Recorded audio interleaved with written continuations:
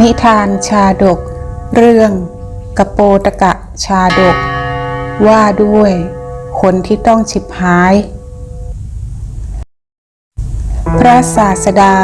เมื่อประทับอยู่ณพระเชตวันมหาวิหารปรารภภิกษุผู้มีนิสัยโลเลรูปหนึ่งตรัสพระธรรมเทศนาดังนี้ในการนั้นภิกษุทั้งหลายนำภิกษุนั้นมากราบทูลพระศาสดาว่าพระเจ้าค่ะภิกษุนี้มีนิสัยโลเลพระบรมศาสดาตรัสถามภิกษุนั้นว่าจริงหรือภิกษุที่เขาว่าเธอมีนิสัยโลเลภิกษุนั้นกราบทูลว่าจริงพระเจ้าค่ะพระศาสดาจึงตรัสว่าดูก่อนภิกษุแม้ในครั้งก่อนเธอก็เป็นคนโลเลสิ้นชีวิตเพราะความโลเลของตนแม้นบัณฑิตผู้อาศัยเธอก็ต้องพลัดพรากจากที่อยู่ไปด้วยแล้วทรงนำเอาเรื่องในอดีตมาเล่าดังต่อไปนี้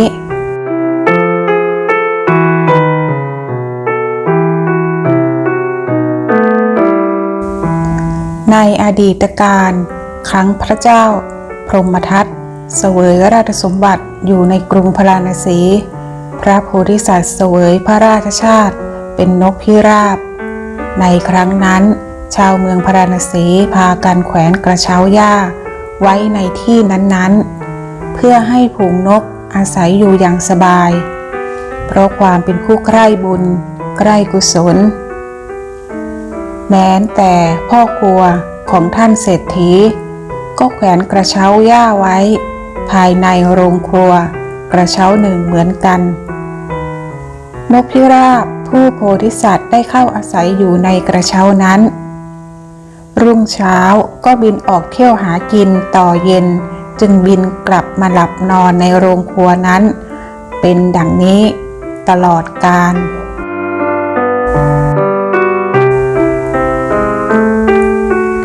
อยู่มาวันหนึ่ง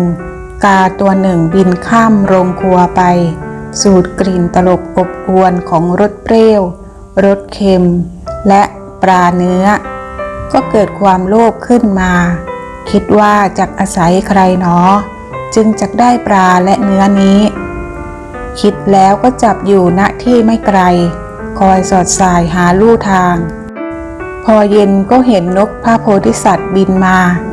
แล้วเข้าไปสู่โรงครัวก็เลยได้คิดว่าต้องอาศัยนกพิราบนี้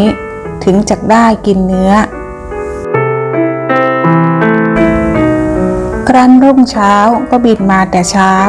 ในเวลาที่พระโพธิสัตว์บินออกไปหากินก็บินตามไปข้างหลังพระโพธิสัตว์จึงกล่าวกะกาว่าสหายเหตุไรท่านจึงเที่ยวบินตามเรากาตอบว่านายข้าพเจ้าชอบใจกิริยาของท่านตั้งแต่บัดนี้ไปข้าพเจ้าขอปรนนิบัติท่านพระโพธิสัตว์กล่าวว่าพวกท่านมีอาหารอย่างหนึ่ง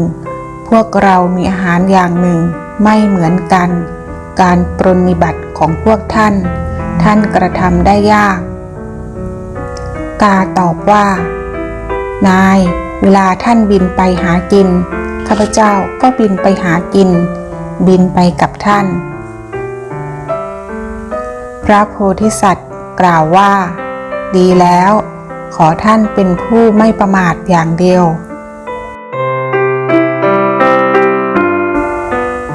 พระโพธิสัตว์กล่าวสอนกาอย่างนี้แล้วก็เที่ยวแสวงหาอาหารกินอาหารมีพืชพันธุ์ตินชาติเป็นต้นในเวลาที่พระโพธิสัตว์กำลังหากินกาก็บินไปพบกองขี้วัวจึงคุ้ยแล้วจิกกินตัวหนอนพอเต็มกระเพาะก็มาสู่สำนักพระโพธิสัตว์พลางกล่าวว่านายท่านเที่ยวเกินเวลาการทำตนให้ได้นามว่าเป็นผู้ตะกระ ตะกรามหาควรไม่ ดังนี้แล้วเข้าไปสู่โรงครัวพร้อมกับพระโพธิสัตว์ผู้หาอาหารกินแล้วก็บินมาในเวลาเย็นพ่อครัวกล่าวว่านกพิราบของเราพาตัวอื่นมาดังนี้แล้วก็แขวนกระเช้าไว้ให้กาบ้างตั้งแต่นั้นมาก็อยู่ด้วยกันเป็น2 ตัว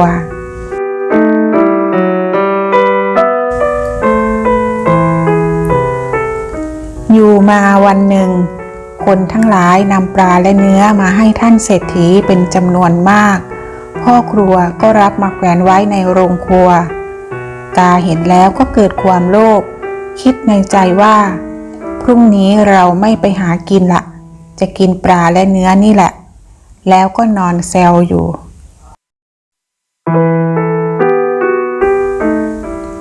รุ่งเช้าพระโพธิสัตว์จะไปหากินก็เรียกว่ามาเถิดกาผู้เป็นสหายกาตอบว่านายท่านไปเถิดข้าพเจ้ากำลังปวดท้องพระโพธิสัตว์กล่าวว่าสหายเอ๋ยธรรมดาโรคปวดท้องไม่เคยเป็นแก่พวกกาเลยแต่ไหนแต่ไรมาในยามทั้ง3ตลอดราตรีกาย่อมหิวทุกๆยามถึงจะกลืนกินไส้ประทีปเข้าไปกาก็จะอิ่มอยู่ชั่วครู่หนึ่งชะรอยท่านจักอยากกินเนื้อปลาและเนื้อนี้มาเถิดขึ้นชื่อว่าของกินของมนุษย์เป็นของที่พวกท่านไม่ควรกินอย่าทำเช่นนี้เลยไปหากินด้วยกันกับเราเถิดกาตอบว่านายข้าพเจ้าไม่สามารถจะไปได้พระโพธิสัตว์จึงเตือนว่าถ้าเช่นนั้นท่านจะต้องรับสนองกรรมของตนท่านอย่าลุกอำนาจความโลภจงเป็นผู้ไม่ประมาทเถิดดังนี้แล้วก็บินไปหากิน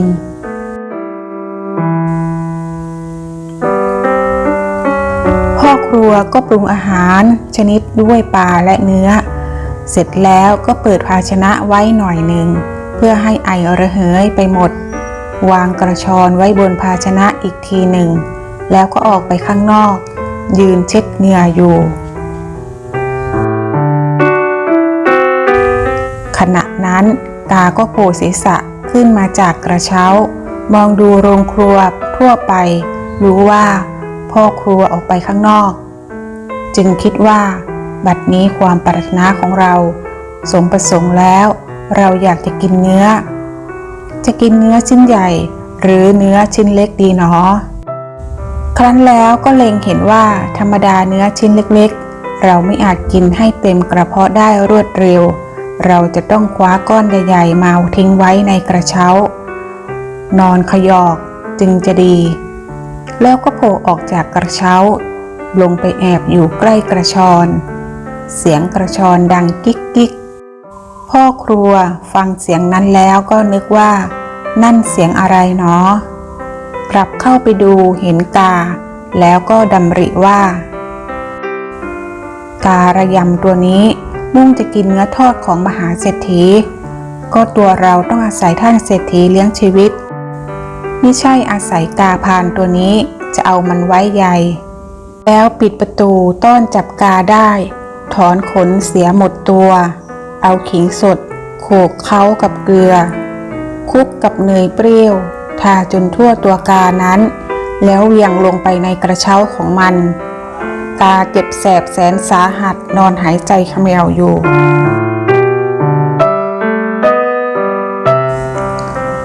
ครั้นเวลาเย็นพระโพธิสัตว์บินกลับมาเห็นกาประสบความสุดท้ายจึงพูดว่าดูก่อนเจ้ากาโลเล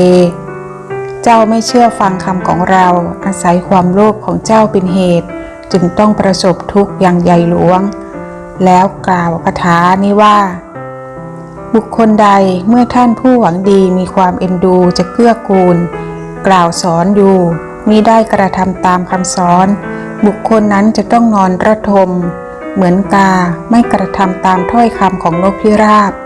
ตกไปในเงื้อมมือของอมิตรนอนหายใจระทวยอยู่ฉะนั้น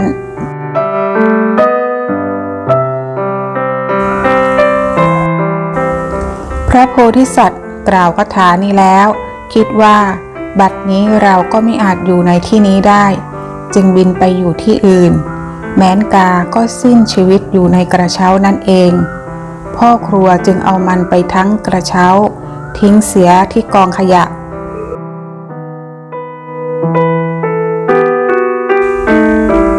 แม้นพระบรมศาสดาก็ตรัสย้ำว่าดูก่อนภิกษุมิใช่แต่บัดนี้เท่านั้นที่เธอเป็นคนโลเลแม้นในปางก่อนก็เป็นผู้โลเลเหมือนกันก็และถึงแม้นบัณฑิตทั้งหลายอาศัยความโลเลของเธอนั้นก็ต้องพลอยออกจากที่อยู่ของตนไปด้วยครั้นทรงนำพระธรรมเทศนานี้มาแล้วจึงทรงประกาศอริยสัจในเวลาจบการประกาศอริยสัจภิกษุนั้นบรรลุอนาคามิผลพระบรมศาสดาทรงสืบอนุสนธิประชุมชาดกว่ากาในครั้งนั้นเป็นภิกษุผู้โลเลในครั้งนี้นกพิราบในครั้งนั้นคือเราตถาคตฉะนี้แล